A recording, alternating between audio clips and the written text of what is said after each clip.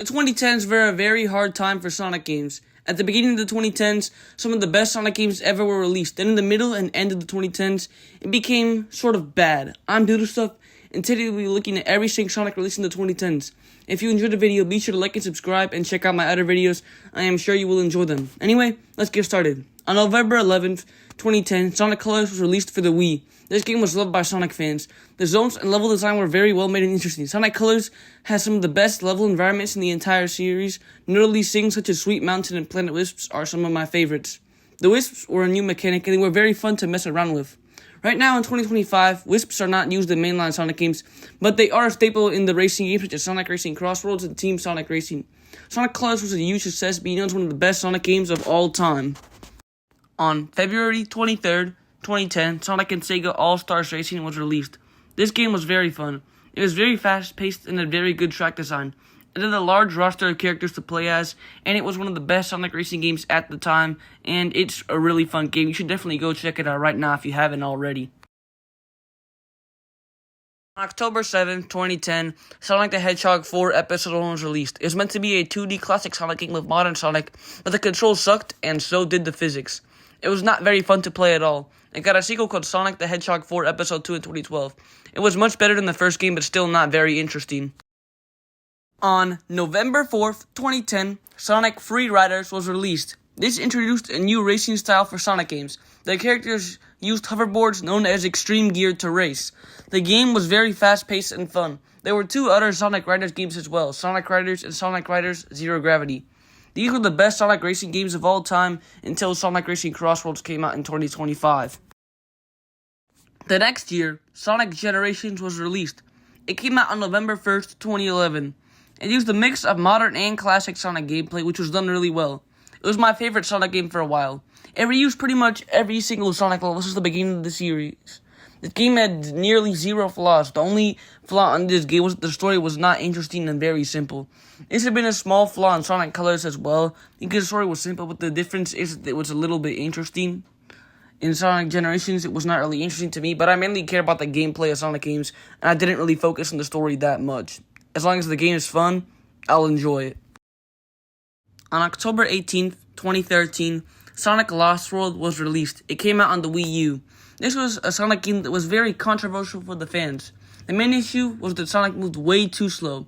This game was on a Nintendo console, so it was mainly made to please Nintendo fans, not Sonic fans. But I actually really enjoyed Sonic Lost World. Once you get past the fact that Sonic has a run button, it actually becomes really fun. The levels use platforming and parkour mechanics extremely well.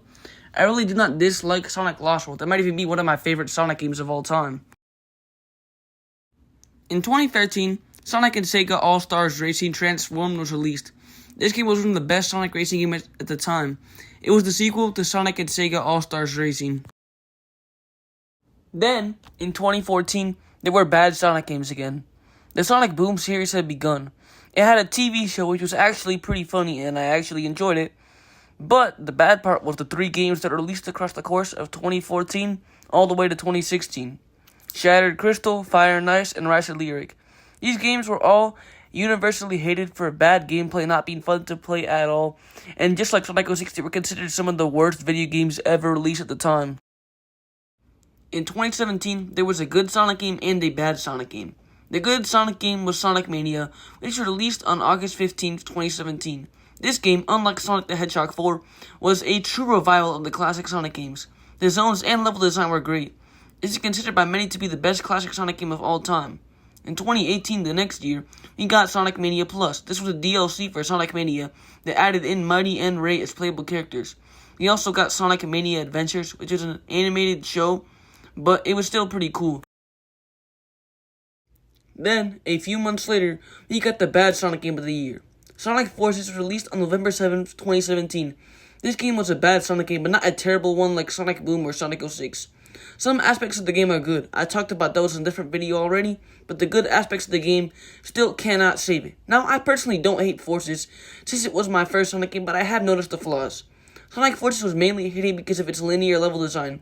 Most of the time, you could just let go of everything on the controller and just hold down the boost button, and you would still be going through the level at top speed. If there was good level design in this game, it might have actually been a pretty good game. In 2019, we got Team Sonic Racing. This game was a step down from the previous racing titles like All Stars Racing Transformed and Sonic Riders.